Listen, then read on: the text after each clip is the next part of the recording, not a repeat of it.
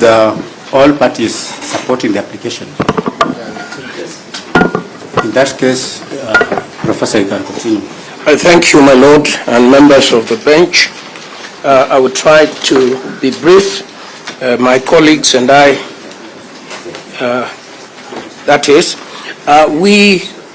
I think, would like to be truthful. First, we would like to begin by observing that today is the 10th day since this bench was constituted. It was constituted on the 14th of October. There were petition 522, petition 550, petition 569. Nobody ever complained at all until we came here on Monday.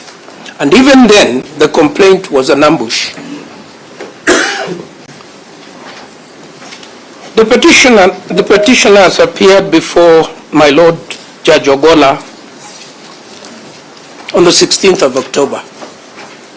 Orders were made in their favor. They were extremely happy. No complaint. The three judges of this bench were in the bench in 522 of 2024. No complaint. This complaint is a complaint founded on the fact that on the 18th, the Honorable the Attorney General, for the first time, also got orders. Now, that is when this bench became a bad bench. It was a very good bench for as long as it gave any order to the petitioners. It became a suspicious bench when it gave an order, only an order to expedite the hearing. The Attorney General had wanted many things. They were all declined. I will address you, my lords, on the understanding that we have two petitions.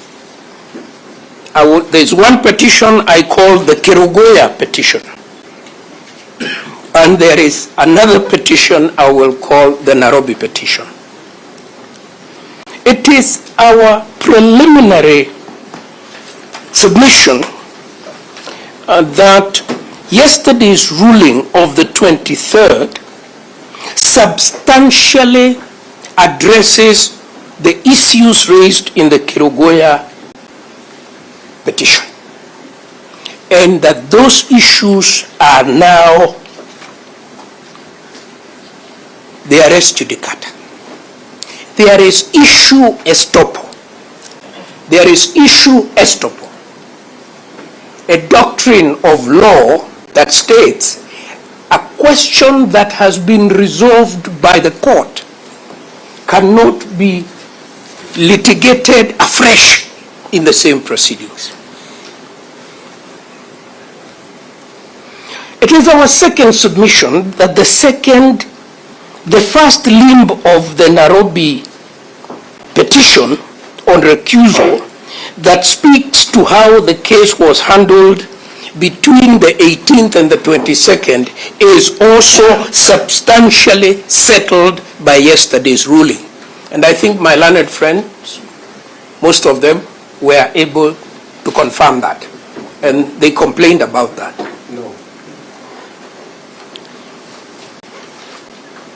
So what issue is alive? The only issue that is alive is the issue of recusal, allegedly on the grounds that I'm so happy that my lady has been spared any further unwarranted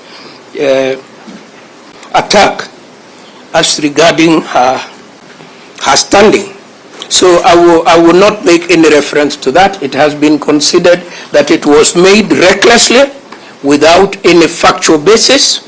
And I think that what an ethical advocate of the Honorable Court should do is to start by saying, I apologize to her leadership for these allegations that are contained in a document that bears my signature. But that is not for me to say. So let us proceed to the two other allegations.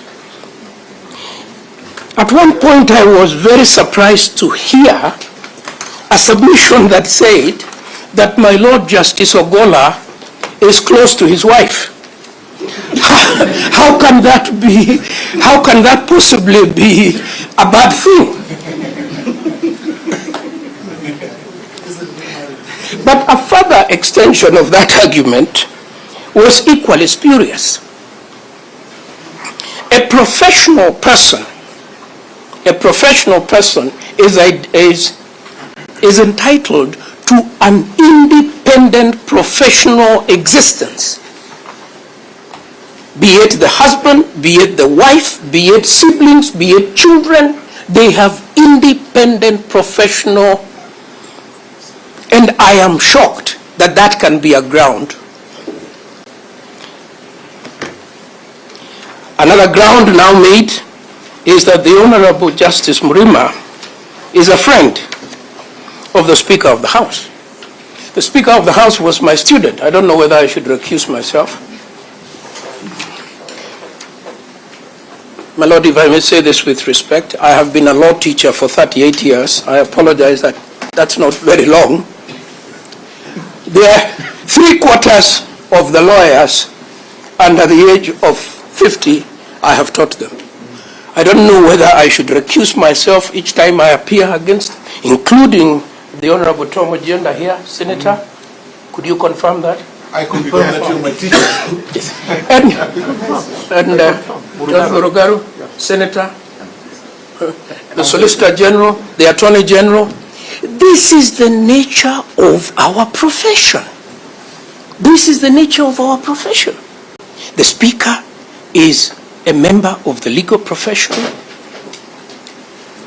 The Honorable Justice Mrima is a member of the legal profession. How else are we to do our work?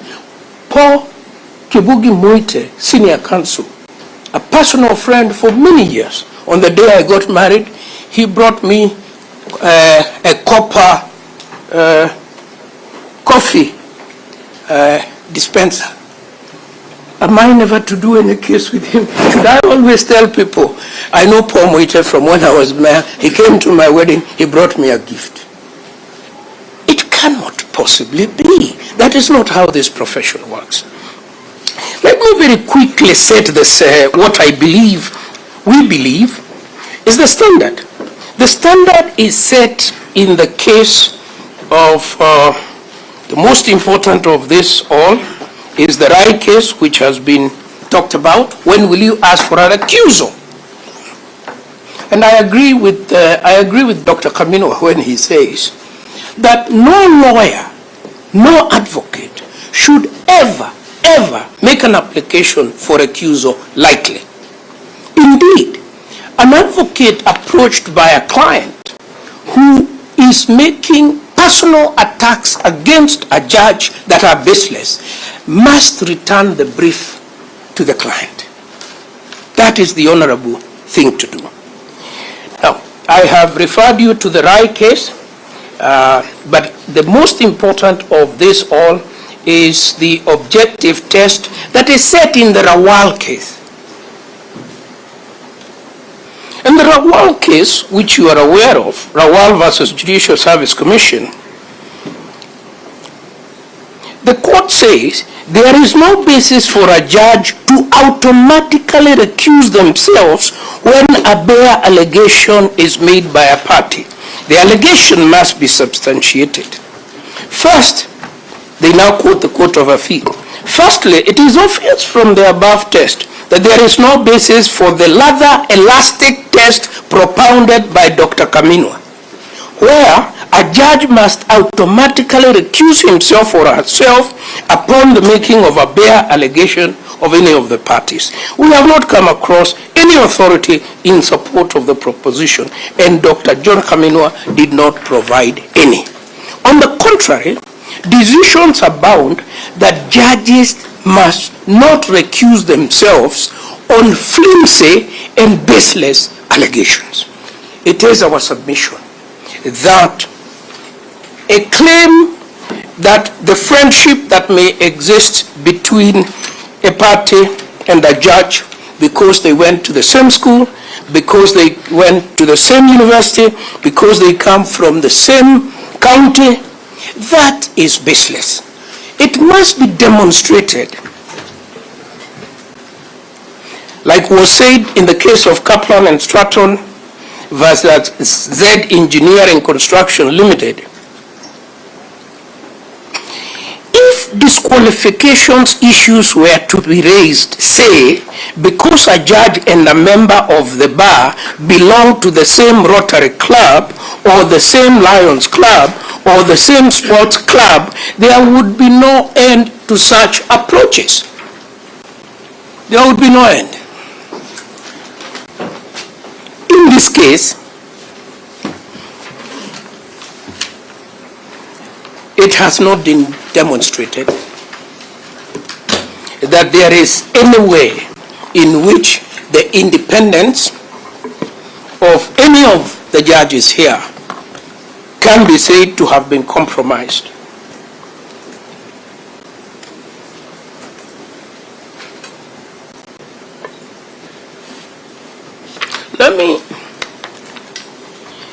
Let me say something relating to the Dari case, because I was involved in that case, again with my very good friend, the Honorable P.K. Muigai, on one side, and my friend Paul Nyamodi. They were on one side, I was on the other side.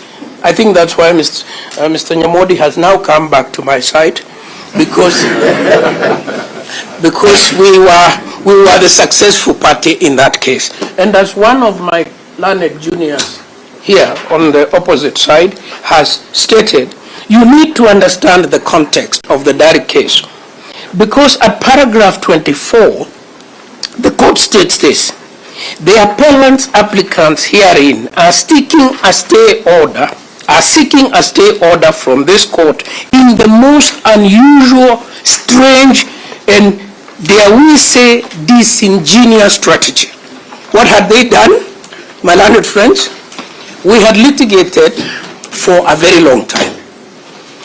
Litigated in England in the High Court, litigated in England in the Court of Appeal, litigated in the High Court here, litigated in the Court of Appeal here, litigated in the Supreme Court, and their final card, they had made a complaint against the Supreme Court. And what they were asking the Supreme Court to do is stay proceedings as we go to prosecute the allegations we've made against you. And I think the Supreme Court threw the sink at them. And that is why the decision says what it says. Now, I want to wind up by saying that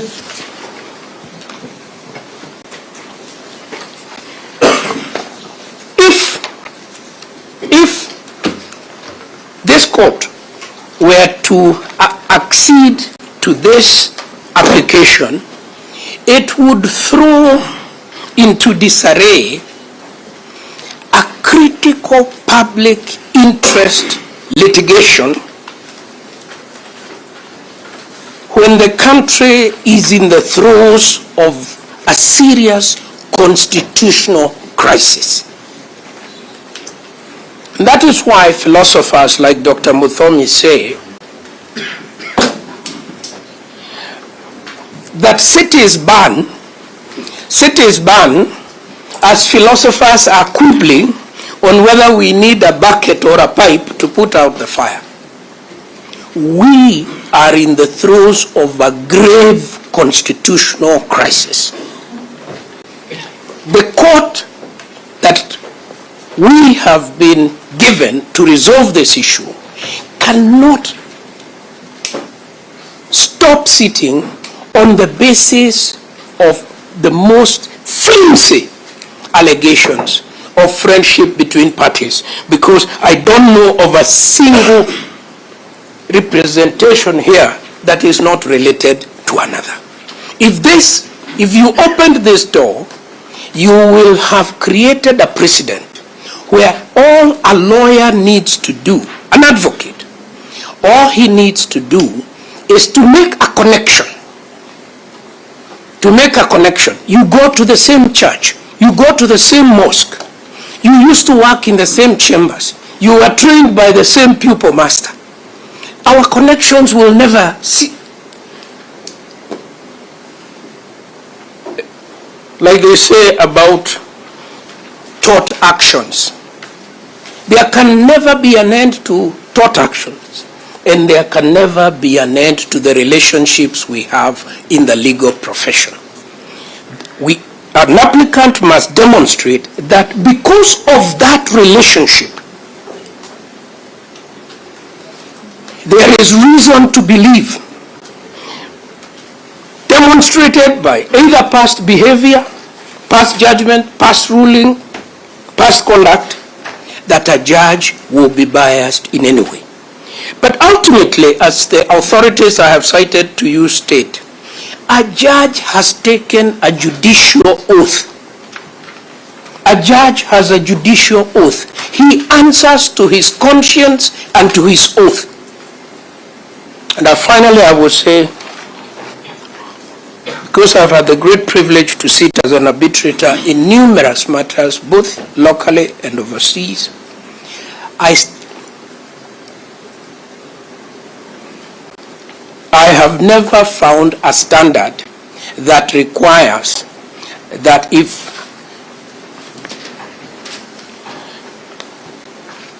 a person who has a historical connection with somebody, without demonstrating more than that, can be the basis of recusal. I will now hand over, before Madam Timekeeper asks me to,